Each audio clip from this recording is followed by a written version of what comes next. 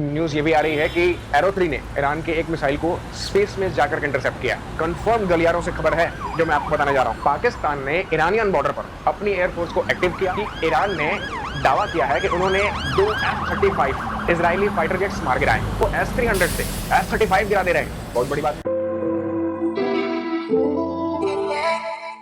तो दोस्तों, middle east आज पूरी रात सोया नहीं होगा। इजराइल के ऑपरेशन राइजिंग लायन का जवाब ईरान ने ऑपरेशन ट्रू प्रॉमिस थर्ड से दिया है। जितना जबरदस्त इजराइल ने अटैक किया था, उतना ही जबरदस्त ईरान का जवाब रहा है। 150 प्लस बैलिस्टिक मिसाइल्स ईरान ने टारगेट करी है इजराइल पर। दोस्तों, इजराइल का एयर डिफेंस 3 लेयर में मिलकर बना है। आयरन डोम जो कम दूरी के मिसाइल्स को इंटरसेप्ट करता है, डेविड स्लिंग जो मॉडरेट रेंज पे मिसाइल्स को इंटरसेप्ट करता है, और थर्ड है एरो 3 जो एक्सो एटमॉस्फेयर यहां तक कि स्पेस लेवल में जाकर के भी मिसाइल को इंटरसेप्ट करने की काबिलियत रखता है। न्यूज ये भी आ रही है कि एरो 3 ने ईरान के एक मिसाइल को स्पेस में जाकर के इंटरसेप्ट किया है। फिर भी 150 प्लस बैलिस्टिक मिसाइल्स जब एक साथ आपकी तरफ बढ़ेंगी, जाहिर सी बात है आपका एयर डिफेंस ओवरलोड हो जाएगा और सारी मिसाइलों को इनका एयर डिफेंस मार नहीं पाया। विजुअल्स जो सामने आए हैं उसमें दिख रहा है कि कई जगहों पर तेल अवीव में ब्लास्ट हुए हैं, ईरान की मिसाइलें गिरी हैं और नुकसान हुआ है। कितना नुकसान हुआ है, अभी कितनी कैजुअलिटी हुई है ये कंफर्म नहीं है, लेकिन नुकसान दिख रहा है। दोस्तों, अगर 10-20 कैजुअलिटी भी हो जाती तो ये बड़ी बात, क्योंकि एक तो इजराइल का एयर डिफेंस इतना मजबूत है, दूसरी बात इजराइल एयरबॉर्न खतरों के लिए पूरी तरह से सुरक्षित और जागरूक है। इनके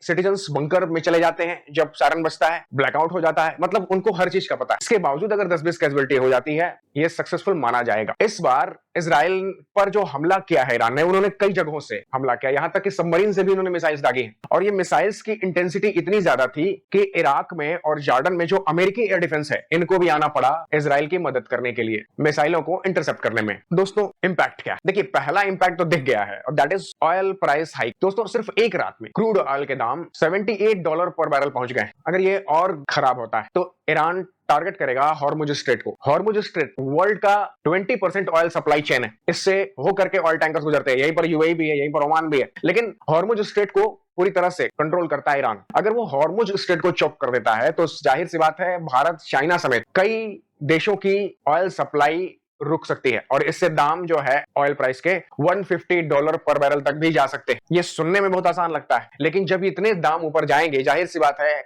स्टॉक मार्केट क्रैश करेंगी दुनिया भर में, इन्फ्लेशन बढ़ेगी और कॉन्फ्लिक्ट बढ़ सकता है, क्योंकि फिर इस चोक को रिजॉल्व करने के लिए यूएसए को अपनी नेवी बीच में लानी पड़ेगी। हालांकि यूएसए ने अभी एक इमरजेंसी मीटिंग बुलाई है डोनाल्ड ट्रंप के नेतृत्व में और उन्होंने ये डिसीजन लिया है कि वो मिडिल ईस्ट में अपना नया जहाजी बेड़ा तैनात करने जा रहे हैं ताकि फर्दर कॉन्फ्लिक्ट के स्थिति में बचाव किया जा सके। जहां ब्रदरहुड एकता दिखानी हो, वहां पाकिस्तान अपना असली चेहरा न दिखाए, ऐसा कैसे हो सकता है? दोस्तों, यूएस डिफेंस के कंफर्म गलियारों से खबर है जो मैं आपको बताने जा रहा हूं। पाकिस्तान ने ईरानियन बॉर्डर पर, अपने पाकिस्तान और ईरान के बॉर्डर पर अपनी एयरफोर्स को एक्टिव किया और साथ ही इन्होंने जो ईरानियन मिसाइल्स का डेटा है वो यूएसए को दिया है और यूएसए ने इनडायरेक्टली इजराइल के साथ शेयर किया। और अभी भी पाकिस्तान एयरफोर्स ईरानियन एयरफोर्स के मूवमेंट को ट्रैक कर रही है और उसका अलर्ट भेज रही है यूएसए को। पाकिस्तान के प्रधानमंत्री शहबाज शरीफ एक तरफ तो ट्विटर पर बड़े बड़े पैराग्राफ लिखते हैं जिसमें वो कहते हैं वो ईरान के साथ खड़े हैं, ईरान के हमले पर कड़ी निंदा करनी चाहिए, इजराइल का साथ नहीं देना चाहिए, और पीठ पीछे उनकी एयरफोर्स और उनके जनरल ईरान की पीठ में छुरा घोंप रहे हैं। मैं आपसे कहता नहीं, हर बार कहता हूं, पाकिस्तान से बड़ा दोगला देश इस दुनिया में नहीं। अब आ जाते हैं इंडिया पर इंपैक्ट के।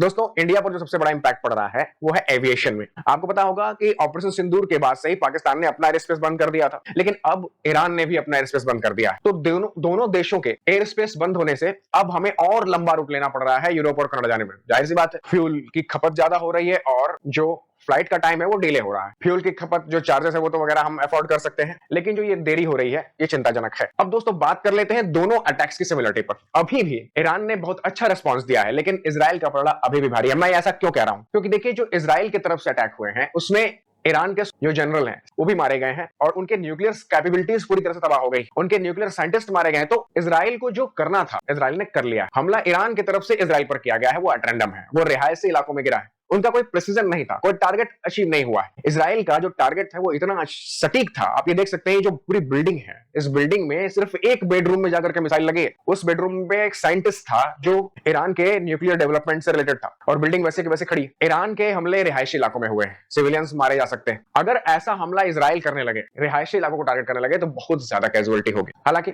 ईरान की तरफ से जो ट्रू प्रॉमिस लॉन्च किया गया है उसके जश्न ईरान के सड़कों पर दिख रहे हैं। ईरान के लोग काफी खुश नजर आ रहे हैं और वो इस चीज को लेकर के काफी सपोर्ट में है। ईरान ने दावा किया है कि उन्होंने 2 F-35 इजरायली फाइटर जेट्स मार गिराए हैं। वो S-300 से F-35 गिरा दे रहे हैं। बहुत बड़ी बात है, क्योंकि F-35 का मार्केट ठप हो जाएगा अगर ये न्यूज कंफर्म हो गई।